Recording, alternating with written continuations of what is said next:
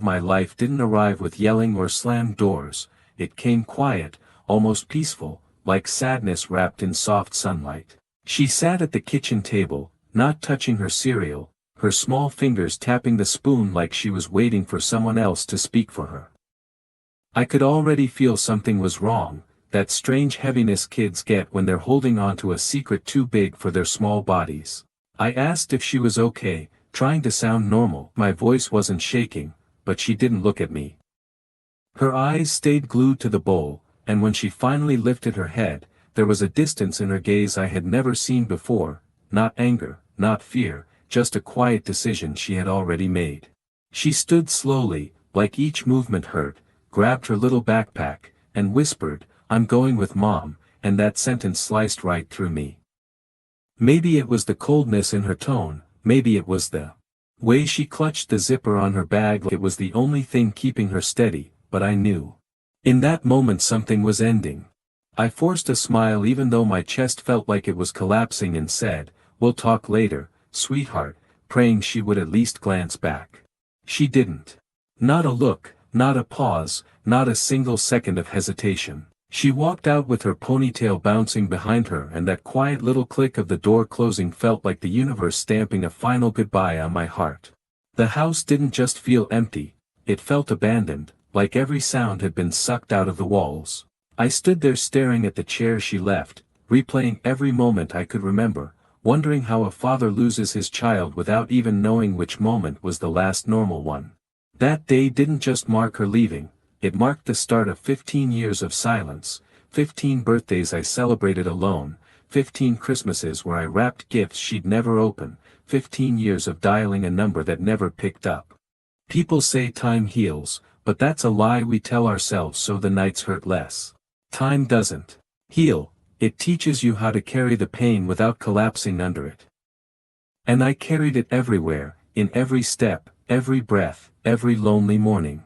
I didn't know then that life would flip upside down, that I'd hit rock bottom so hard it felt like the earth was cracking with me. I didn't know I'd climb back up one desperate step at a time and accidentally build a fortune large enough to shock the same world that once ignored me. And I definitely didn't know that one day she would come back, not with love in her eyes, but with intentions she thought I was too old to notice. But all of that comes later. Everything began here, on that quiet morning, the day my only child chose a life without me. And before we go to part 2, welcome to the story, drop a comment, hit subscribe, and let me know where you're watching from. After my daughter left, the days didn't simply pass, they dragged like heavy chains tied to my ankles, each hour stretching longer than the one before it, and every night felt like punishment for something I couldn't name. At first, I kept telling myself this was temporary, that she would call, that she would walk through the door with those shy little eyes and mumble, "Dad, I'm sorry," the way she used to after small arguments. But weeks rolled by, the phone stayed silent, and the house felt colder with every sunrise. I checked my phone so often it became a reflex, always hoping for her name to pop up on the screen. Instead I only saw missed calls from debt collectors, spam messages, and friends who eventually stopped texting when they realized my only topic of conversation was how she still hadn't reached out. I went through old photos like a man digging through his own memories hoping to find somewhere he could rewrite the ending, pictures of her missing front teeth, her paint-splattered hands from school projects, her goofy grin when she'd run to me after class. The more I stared, the sharper the pain got, because every picture reminded me of a father she used to love and a childhood I couldn't get back. Calling her mother was a different kind of torture. Whenever I dialed, her tone was icy, clipped, and sometimes cruel. "She doesn't want to talk to you," she'd say. She enjoyed every syllable. At first I'd argue, then I'd beg, then I'd get angry, but eventually I realized none of it mattered. I wasn't part of their world anymore. I was the dust left behind after they shut the door. I started drowning in routines just to keep my mind from falling apart. I'd stare at the empty hallway where her shoes used to sit, the little pink ones she outgrew too fast, or I'd sit at the kitchen table where she once spilled milk and laughed like it was the funniest thing in the universe.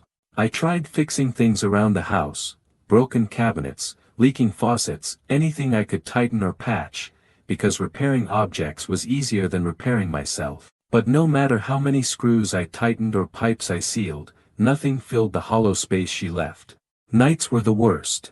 The house talked differently when you were alone. Every creak sounded like a memory, every gust of wind like a whisper. Some nights I'd swear I heard her little footsteps racing down the hall, and I'd get up, hoping to see her silhouette, only to find shadows mocking me. Sleep came in short, painful bursts, and mornings felt like I was waking up just to miss her all over again. I kept blaming myself. Maybe I worked too much, maybe I shouted when I should have listened, maybe I didn't notice her quiet hurts until they grew into walls I couldn't climb. You start questioning everything when the person you love most replaces you with silence. The moment that truly shattered me was when I wrote her a letter, simple, gentle, begging her to call, and it came back stamped, "Return to sender." That felt like the universe carving a message into my chest. She didn't just leave, she erased me. That was the day I realized love doesn't always return home, not even when it's your own blood, not even when you'd give your life for them. I didn't know life would drag me through darker days, that I would fall so low I'd forget what hope feels like, or that by accident I'd climb back up and become a millionaire. But all of that was still far ahead. Right now, I was just a father learning the hardest truth of his life. You can love someone with everything you have, and they can still choose a world where you don't exist. Rock bottom hit me in ways I couldn't have imagined. The universe decided to test every ounce of my strength at once.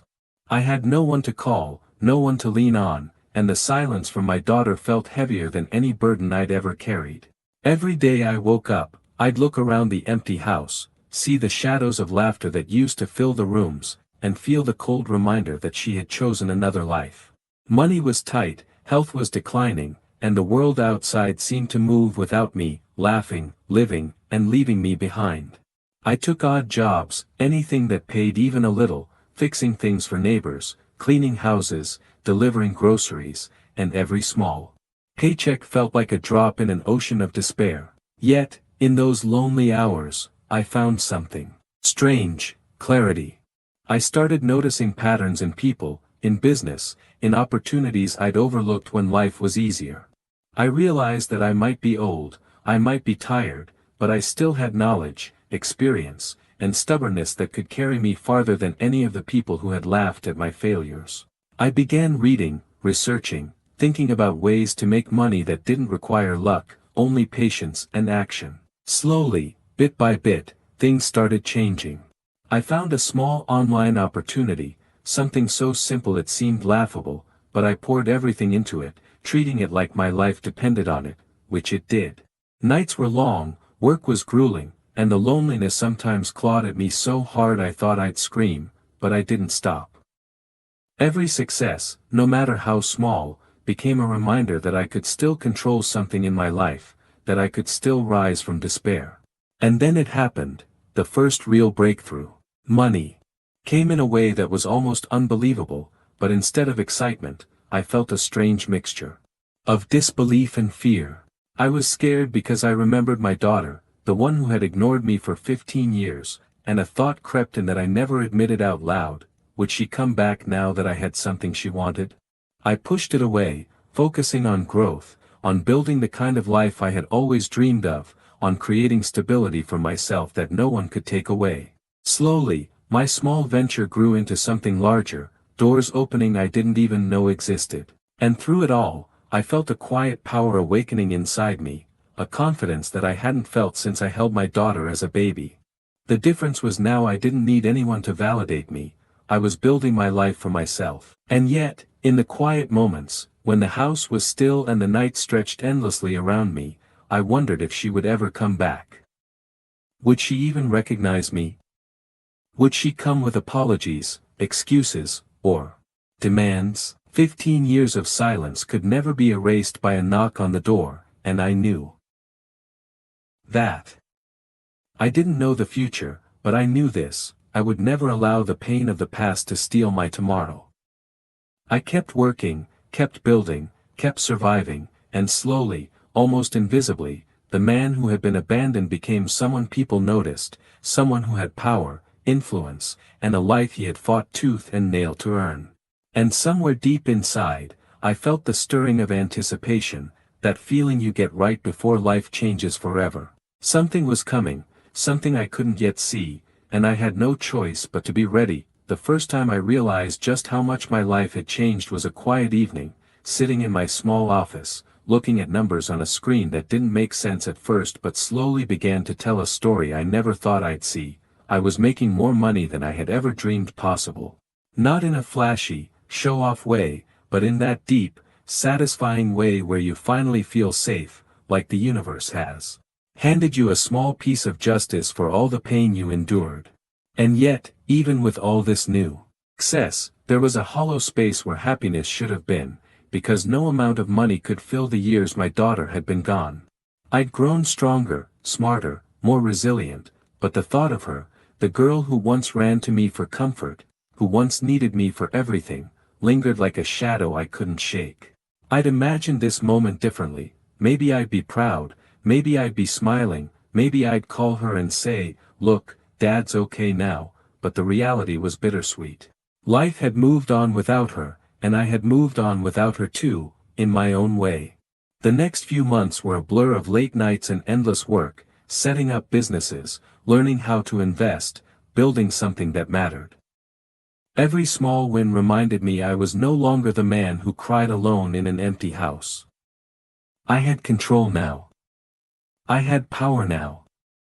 And still, I wondered if she even knew, or cared, that I had changed. Then one afternoon, out of nowhere, the knock came. A polite, hesitant knock on my front door, the kind that carries both hope and fear. I froze, heart hammering in my chest, because deep down I knew who it was before I even opened it.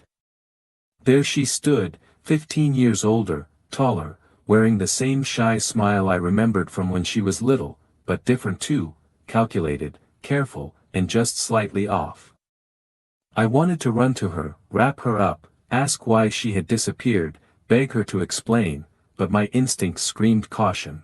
Years of being hurt don't just vanish, no matter how much love remains. She said, "Hi, Dad," and her voice sounded soft, polite, almost rehearsed, and I noticed a certain hesitation in her eyes, a flicker that betrayed the truth beneath the smile. She was expecting something from me, I could tell, but I wasn't sure what it was yet, affection, forgiveness, or something else entirely. For a moment, the air between us felt like it could shatter, and I realized this was more than a reunion, it was a test. 15 years of silence had built walls that money couldn't tear down, lessons that love alone couldn't fix, and I had to decide in that instant whether I would let her in or keep the door closed. I stood there, measuring every heartbeat, every breath, remembering every lonely night, every unanswered call, every small betrayal that had piled up until this moment. And though my heart ached, though part of me wanted to believe in her, another part whispered, "You've earned your peace. Don't let her take it away."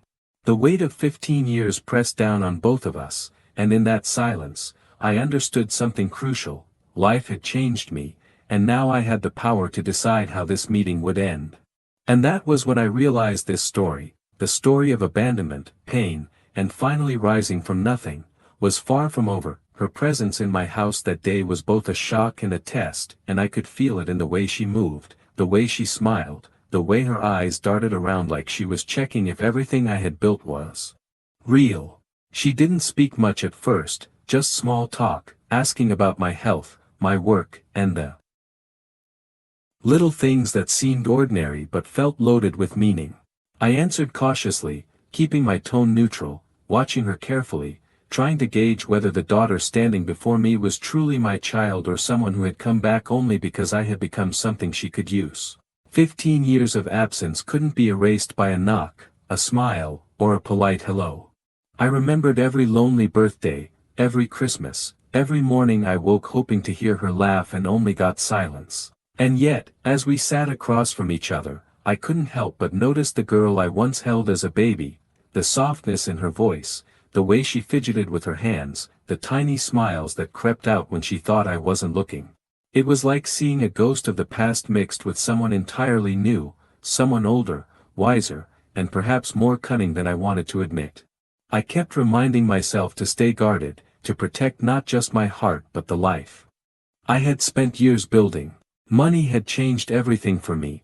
It didn't erase pain, but it gave me a shield I never had before. I could see it in her eyes, the calculation, the curiosity, the slight hesitation that betrayed her motive. Was she here because she missed me, or was she here because she saw opportunity? I didn't want to jump to conclusions, but 15 years of abandonment had taught me to read between the lines, to notice the slightest tilt of the head, the tiniest hesitation before words, the subtle changes in tone. And then she said it, the line I had been waiting for, dreading and hoping at the same time, "Dad, I've been thinking about you." Her words were soft, almost trembling, and I could feel my chest tighten as old memories collided with the reality of her presence. I wanted to ask so many questions, to demand explanations, to cry and laugh all at once, but I also knew the moment wasn't mine to control. I had to let her speak, had to watch the story unfold, because 15 years of absence had given her control she shouldn't have had, but now I had the power to choose how much of me I would give back.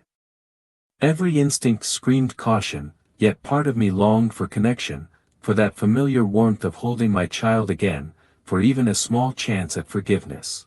And in that quiet tension, I realized that life had changed me in ways she could never predict: money, experience, wisdom, patience, and the kind of guarded heart that refuses to be broken again without proof of sincerity. 15 years of silence had taught me that reunion could be dangerous, that love alone isn't always enough, and that a father must protect himself before he can protect anyone else.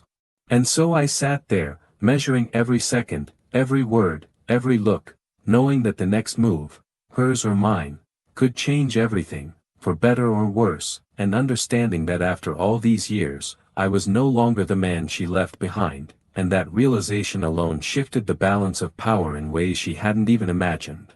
After that first tense meeting, life settled into a strange rhythm, like walking on ice where any wrong step could shatter everything. She started coming around more often, dropping by under the guise of just checking in, and each visit felt like a test I didn't know I had signed up for. I watched her carefully, noting how she talked about her life, her accomplishments, the little stories of friends, work, and school she had kept from me for 15 years, and I couldn't help but feel a mix of pride and deep, aching sadness. Pride because the girl I raised, even from a distance, had grown into someone strong and capable, and sadness because all those years of absence had left a void neither of us could ignore. She laughed at things she thought I'd find funny, smiled when she wanted me to notice, and sometimes, in the quietest moments, her eyes betrayed a flicker of the child I remembered, soft, innocent, and yearning for the comfort she had once taken for granted. I wanted to reach out, to pull her close and tell her it was okay, that I had waited, that I had loved her every day even when she didn't notice, but something in me had changed too. 15 years of silence had built walls stronger than any fortress, and I wasn't sure I wanted to tear them down just yet. Instead, I focused on observing, learning, understanding. Money had brought me freedom, respect, and confidence I never had before, but it also brought clarity. I could no longer be the father who begged for attention or approval. I had a life of my own now, and while I still longed for connection, I knew the rules had changed. She had power, but so did I, and I needed to see her intentions before letting her inside my world completely. Slowly, our conversations shifted from awkward niceties to shared stories, some painful, some funny, some haunting reminders of lost time. She asked about my health, my work, my life, and for the first time, I felt the strange sensation of being noticed again, like my existence mattered once more, but I also felt the tug of caution, a reminder that 15 years of absence weren't erased by smiles or polite words. And then came the day she asked, almost casually, about my finances, about what I'd been doing, and in that moment, I realized just how much this visit had been about her, not me. I didn't react immediately. I stayed calm, measured, watching her carefully. 15 years of hurt had taught me patience, and patience was my weapon now. I wasn't going to be manipulated, I wasn't going to be used, and I wasn't going to let the past repeat itself. I let her talk, answered her questions with vague honesty, and kept my guard up, observing her reactions, listening to the tone of her voice, studying the way she framed each question. And as she left that evening, I realized that the game had changed. She had returned, but I wasn't the same man she had abandoned. I had learned to protect myself, to value my worth, to build a life she had tried to ignore, and I understood that now the real test had begun, not for me, but for her, to see whether her intentions were sincere or whether the years of absence had only taught her how to take advantage of what I had earned. I had survived the loneliness, the heartbreak, the quiet despair, and I had risen stronger, wealthier, and wiser, and nothing, not even her, could take that away unless I allowed it. And so I waited, ready for whatever came next, knowing that this chapter of my life was about to shift in ways neither of us could predict. Time passed, and with each visit, I noticed subtle changes in her behavior, small, almost imperceptible hints that she was testing the waters, seeing how much she could ask, how far she could push, and whether the father she abandoned would still bend to her will. She started sharing stories about her life, her struggles, her successes, and I listened carefully, taking mental notes of the gaps, the omissions, the things she conveniently forgot to mention, all while keeping my own life partially shielded. Money had given me freedom and power, but it had also taught me vigilance. 15 years of absence weren't something you forgave overnight, not without proof. And yet, there were moments, fleeting and dangerous, when my old instincts rose, when I saw glimpses of the little girl who once clung to my legs, whose laughter could light up the darkest day. I wanted to believe those moments were real, that she truly missed me, that some part of her felt the weight of the years she had lost with me. But experience had hardened me. I couldn't let nostalgia blind me to reality. I watched as she subtly inquired about my investments, my properties, my businesses, and I realized she wasn't just visiting a father, she was calculating, assessing, weighing what she could gain. My heart sank for a moment, but then I reminded myself of the man I had become, no longer the helpless father waiting by the phone, no longer the man crushed by absence and loneliness. I had fought tooth and nail to build a life that mattered, a life she had tried to ignore, and now she was stepping into it with the expectation that I would welcome her without question. I stayed calm, measured, letting her talk, answering only what I chose to share, keeping my emotions in check while observing her every reaction. I noticed her hesitation, her carefully chosen words, the way her eyes flicked to my office, the way she lingered near the things I had built, almost as if testing whether I was still vulnerable. And in that moment, a strange clarity struck me. She hadn't returned for love, she had returned to see if I had become something she could take advantage of. I felt a surge of anger, disappointment, and a bitter kind of satisfaction all at once, anger that she could use her charm after 15 years of neglect, disappointment that the daughter I loved could be so calculating, and satisfaction that I had survived, that I had grown, that I was no longer the man she could control. And yet, despite everything, part of me wanted to believe in her, to give her the chance to prove she had changed, to show that the love I had for her was stronger than 15 years of silence. But life had taught me patience, and patience meant waiting, observing, and never rushing into forgiveness, no matter how tempting it was. I had learned that love without boundaries could be dangerous, that wealth could attract motives that weren't pure, and that sometimes, the hardest part of being a parent was protecting not just your heart, but your life's work, from the very person who was supposed to love you unconditionally.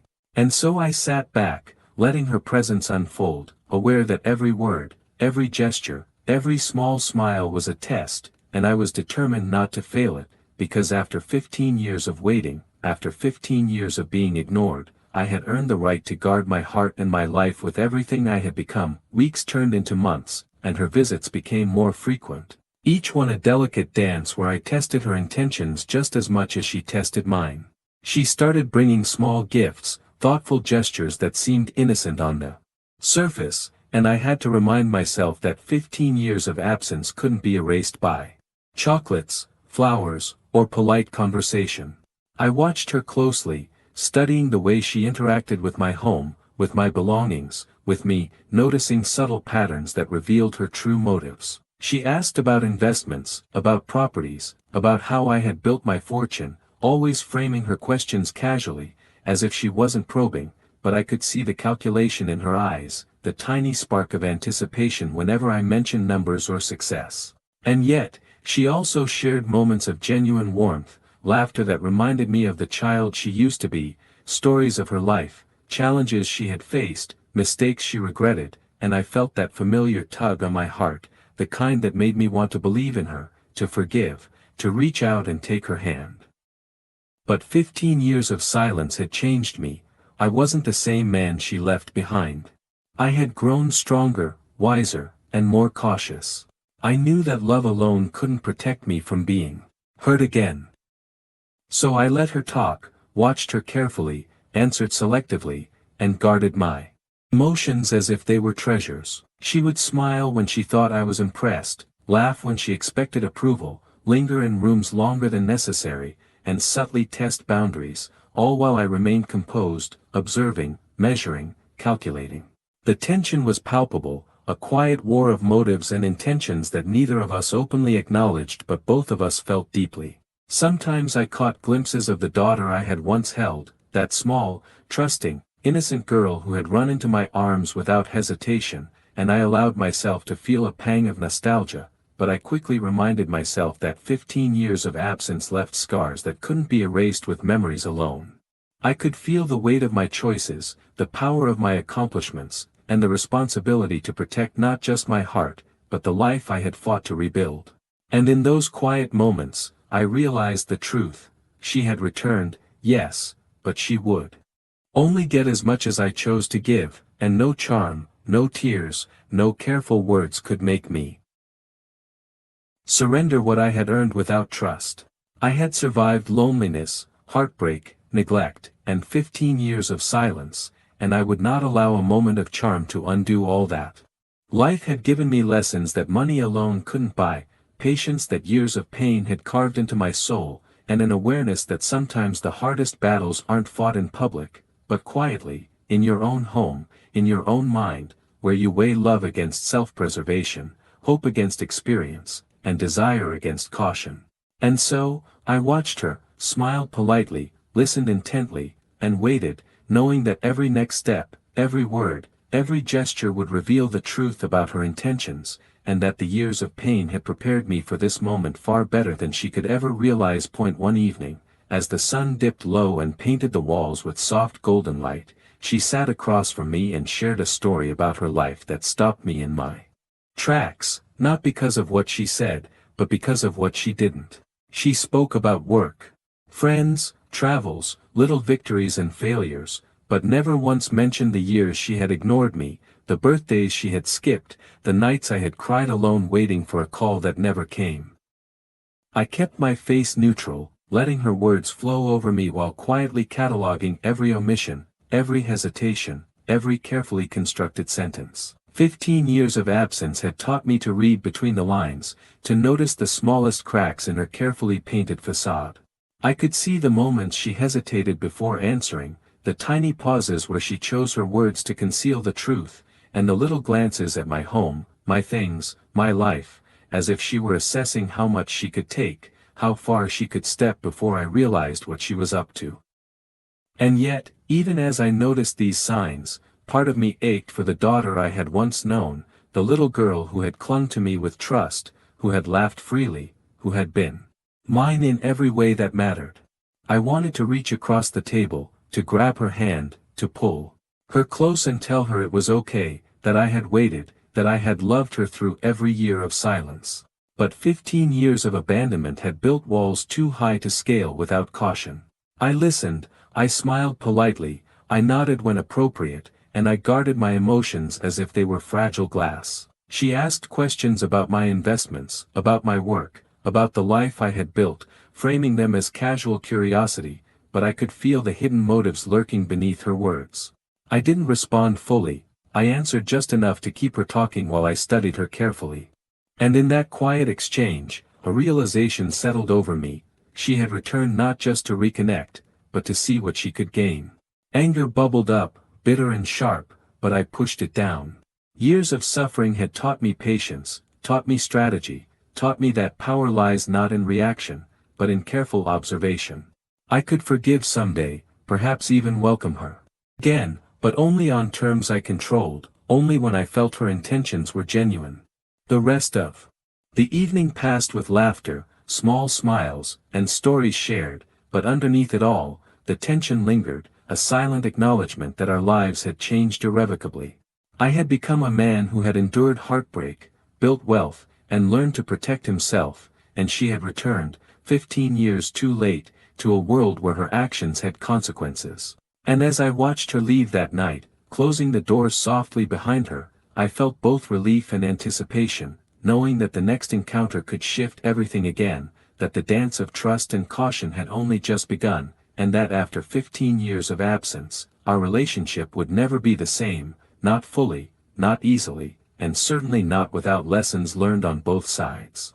The next few weeks were a game of subtle tests, unspoken rules, and careful observation. She came around more often, bringing small gestures that seemed innocent enough, a cup of coffee, a thoughtful comment about something in the house, but every interaction carried a weight, a hidden question I could feel in her pauses, the slight hesitation in her voice, the way her eyes lingered on my achievements as if measuring them.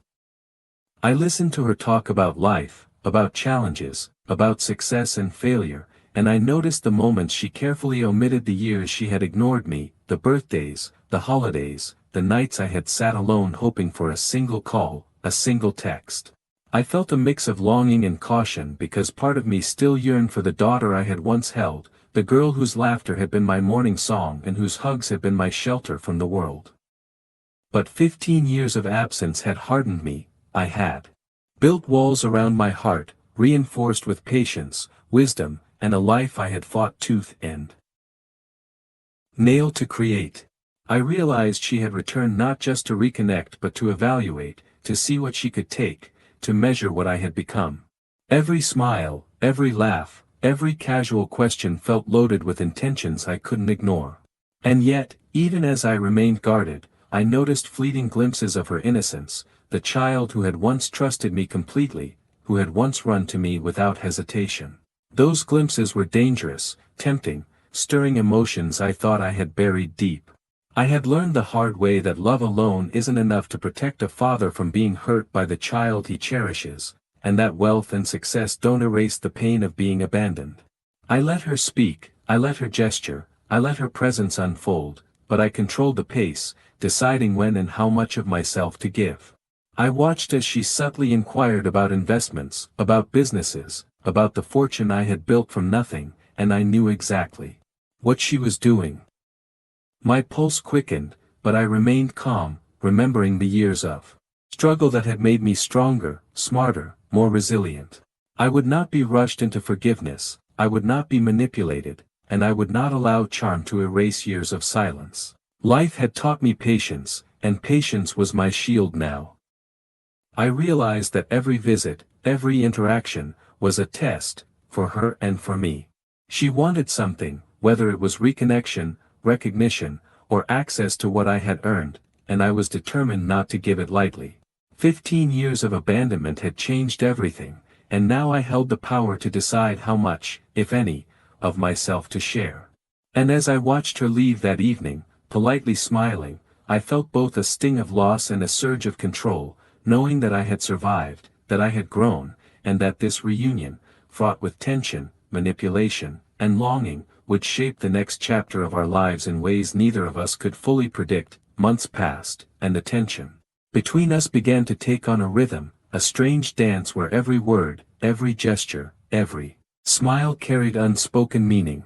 She continued coming around, and each visit brought a mix of familiarity and calculation, the daughter I had loved long ago intertwined with someone older, sharper, and more careful about what she revealed.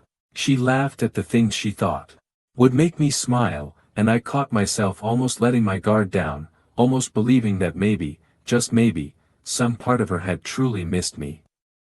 But I couldn't forget the years of absence, the birthdays missed, the holidays gone, the silent phone, and the empty nights where hope had died slowly. I noticed how she lingered near my office, asked casual questions about my work, my ventures, my fortune, all framed as curiosity but carrying a subtle weight, like she was testing boundaries, measuring how much she could extract. I reminded myself repeatedly that love alone wasn't enough to navigate this situation, that 15 years of neglect couldn't be undone with charm or politeness. And yet, I couldn't help but feel a pull toward the daughter I remembered, the little girl who had run to me with excitement, who had trusted me without hesitation, whose small hand fit perfectly in mine. That memory made me want to forgive, to reach out, to let her in, but experience had taught me patience, vigilance, and self-preservation. I let her talk, I smiled when appropriate, I asked questions sparingly, and I observed everything. The way she phrased her sentences, the pauses that revealed what she wasn't saying, the flickers of hesitation when she expected me to reveal more than I intended. Each visit was a subtle negotiation, a test of motives, and I realized that while she might have returned for connection, she had also returned to assess, to evaluate, to see what she could take. I felt anger bubble up at the thought, but I kept it contained, reminding myself that I had survived 15 years of silence and I would not allow charm or manipulation to undo the life I had fought to build. I had grown stronger, wiser, and more patient, and now I had the ability to choose what to give, when to give it, and how to protect myself without losing the part of me that still longed for her presence. And so, the quiet afternoons and evenings she spent in my house became a test of both trust and control, a balancing act where every word mattered, every glance carried meaning, and I understood more deeply than ever that 15 years of abandonment had shaped not just her return, but the way I would meet it, and that this delicate tension would define the next chapter of our complicated, fragile, and unfinished relationship. Over time, her visits became more frequent, and I noticed the subtle shifts in her approach, the way she asked about my life, my work, my accomplishments, always phrasing questions casually but carrying an unmistakable undertone of curiosity that went deeper than mere conversation. She laughed, smiled, and shared stories of her own struggles and successes, and I allowed myself to hear them, to acknowledge the person she had become, all while carefully observing every detail, every nuance, every flicker of emotion that might betray her true intentions. 15 years of absence had taught me to notice the smallest cues, the pauses, the half-smiles, the subtle hesitation before she answered, and I could see that beneath the warmth and the nostalgia there was calculation, a quiet assessment of what she might gain from my presence now. And yet, there were moments, rare, fleeting, but undeniable, when she seemed genuinely vulnerable, moments that reminded me of the little girl I had raised, the one who had trusted me completely, who had run to me without hesitation, who had once relied on my love and protection entirely. Those moments were dangerous, stirring old emotions, making my heart ache for connection, for reconciliation, for the chance to bridge a gap 15 years wide. But I had learned patience, self-control, and vigilance. I had built a life that could not be shaken by charm alone, a life shaped by resilience, hardship, and determination. I responded with caution, offering glimpses of myself without surrendering control, listening attentively, smiling when appropriate, asking measured questions, and carefully controlling the flow of information. I noticed how she studied the environment, how her gaze lingered on the things I had worked so hard to build, how she subtly sought to understand the extent of my success, and I realized she was testing the boundaries I had established, evaluating whether the man I had become could be influenced or manipulated. I felt a mix of pride, frustration, and sadness, pride that I had survived and thrived despite the years of absence, frustration that the daughter I had loved had returned with motives partially veiled, and sadness for the lost time that could never be reclaimed. And yet, I also recognized that this was an opportunity, a chance to observe, to measure, to decide how much, if any, of my heart and trust one would extend, knowing that the lessons learned over 15 long years had prepared me for this delicate balancing act. Each conversation, each smile, each carefully framed question became part of a quiet negotiation, a test of character, and I realized that while she might have returned to reconnect, she had also returned to see what she could gain, and I was determined to protect both myself and the life I had built, while still leaving space for the possibility of a cautious, measured reconciliation that could never ignore the lessons of the past. By now, the tension between us had settled into a rhythm that was both familiar and unsettling, a delicate push and pull where every word, every gesture, every pause carried weight. She had become more comfortable in my home, laughing at jokes, sharing stories, yet I could sense beneath the surface a careful calculation, the daughter I once knew intertwined with someone who had learned how to protect herself and perhaps seek advantage. I watched her carefully, noticing the small signs, the way she asked about my business ventures, the subtle interest she showed in the life I had built, the quiet observation of my surroundings, all of it revealed a mixture of curiosity, strategy, and a longing that seemed genuine at times, but always mixed with a hint of caution. I couldn't help but feel the tug of nostalgia, those fleeting glimpses of the little girl who had trusted me completely, whose laughter had once filled the empty rooms of my home, yet I reminded myself that 15 years of absence had changed both of us. I responded. With patience, offering small pieces of my life without revealing everything, allowing her to see my success but controlling the narrative, guarding my emotions while observing hers. She seemed eager for connection, yet careful not to appear vulnerable, and I realized this delicate balance was a test of both our intentions. I felt the familiar ache of longing, the desire to forgive, to reconnect, to bridge the gap of lost years, but I also felt the power that had come from surviving the pain, the loneliness, and the silence that had defined the past decade and a half. Every visit, every shared story, every quiet moment was a negotiation, a dance where I measured how much trust to extend and how much caution to maintain.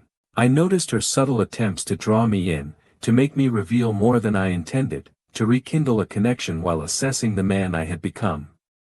And I realized that while love remained, it was tempered by experience, by the lessons of 15 years spent waiting, hoping, and being ignored. I could feel the weight of my decisions, the responsibility to protect myself and the life I had worked so hard to build, while still allowing for the possibility of reconciliation if her intentions proved sincere. This tension, this intricate balance of vulnerability and caution, defined our interactions now, and I understood that the path forward would be determined not by the love I felt, nor by the charm she wielded, but by the careful observation, patience, and judgment that 15 years of absence had taught me.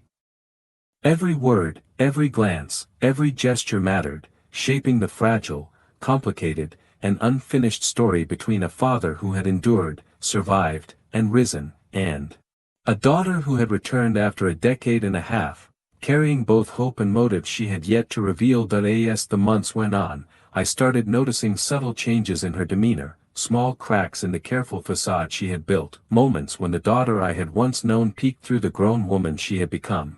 There were instances when she hesitated before asking questions, when her voice softened unexpectedly, when she laughed genuinely instead of strategically, and I felt a cautious warmth, the tiniest spark of hope that maybe, beneath the years of absence and calculated curiosity, there remained a desire for genuine connection.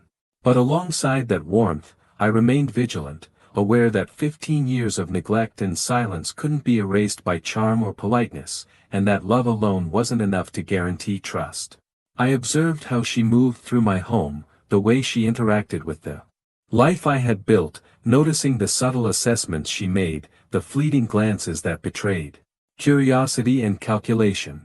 She asked about my business ventures, my successes, my investments, phrasing questions casually, but I could sense the underlying intent, the careful weighing of possibilities, and I knew that her return was layered, a mixture of affection, longing, and interest in what I had accomplished. I responded with measured honesty, allowing glimpses of my life while keeping control over the narrative, guarding my emotions while watching hers, understanding that patience and observation were my strongest allies. Sometimes, I caught glimpses of the little girl she had been, and the memories tugged at my heart, the way she used to run to me after school, the small giggles in the kitchen, the innocence and trust that had once been so complete and effortless. Those moments were dangerous, tempting me to let down my guard, to forgive too quickly, to allow nostalgia to cloud judgment, but experience had taught me the necessity of caution. 15 years of silence had hardened me in ways she could not anticipate. I had built a life, a fortune, and a sense of self that could not be dismantled by mere presence or words alone. And yet, I felt the pull of what might be, the possibility that reconciliation was possible if approached with honesty, patience, and respect.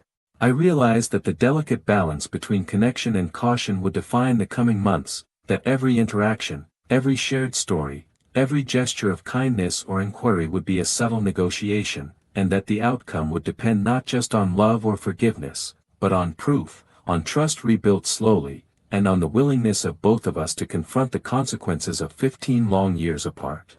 And as she left that evening, the sunlight casting long shadows across the room, I understood that while the past could not be changed, the present and future were mine to navigate, with vigilance, patience, and the cautious hope that maybe, after all this time, she could prove that her return was more than curiosity or calculation, that it was a step toward a relationship neither of us had yet fully imagined or deserved. The day she finally stayed longer than usual, lingering in my home as if testing the boundaries of our fragile reconnection, I realized how much had changed, not just in her, but in me.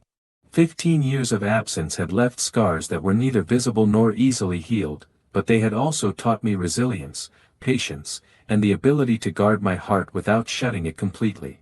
That afternoon, as we sat together, talking about life, sharing stories, and even laughing at small memories, I noticed a shift in her demeanor, a subtle but undeniable vulnerability, the kind that comes when someone is no longer performing, when they are no longer trying to impress or calculate, but simply being.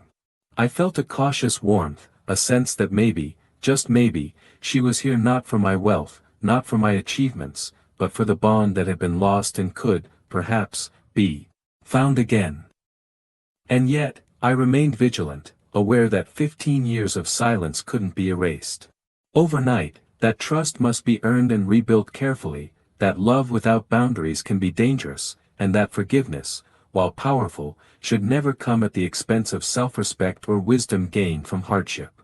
She reached for my hand, tentatively, and I noticed the subtle tremor in hers, the hesitation that revealed both fear and longing, and I understood that she, too, carried the weight of years lost, of opportunities missed, of a relationship fractured by absence and neglect. I didn't pull away, but I didn't immediately surrender either. Instead, I held her hand lightly, allowing the gesture to exist without pressure, letting her know that connection was possible, but only on terms built slowly, carefully, with honesty and intent. In that moment, I reflected on my journey, the lonely nights, the pain of being ignored, the struggle to survive, the climb to wealth and self-respect, the transformation from a man abandoned to a man in control of his life, and I realized that all of it had led to this delicate intersection of past and present, of love and caution, of hope and wisdom. She looked at me, eyes glistening, perhaps realizing for the first time what her absence had cost both of us, and I smiled softly, recognizing that 15 years of distance could not be undone, but that the next steps we took together could be deliberate, honest, and meaningful. And as we sat there, hands almost touching, hearts cautiously opening, I knew that I had earned the right to choose the pace, to protect my heart while offering a path toward reconciliation, and to define the relationship not by her return alone, but by the lessons, growth, and patience that 15 years of silence had instilled in me. That day, I finally understood the power of resilience, the value of measured forgiveness, and the reality that while love can endure absence, it is wisdom, strength, and the courage to protect oneself that allow it to thrive, and maybe, just maybe, heal the wounds of a lifetime.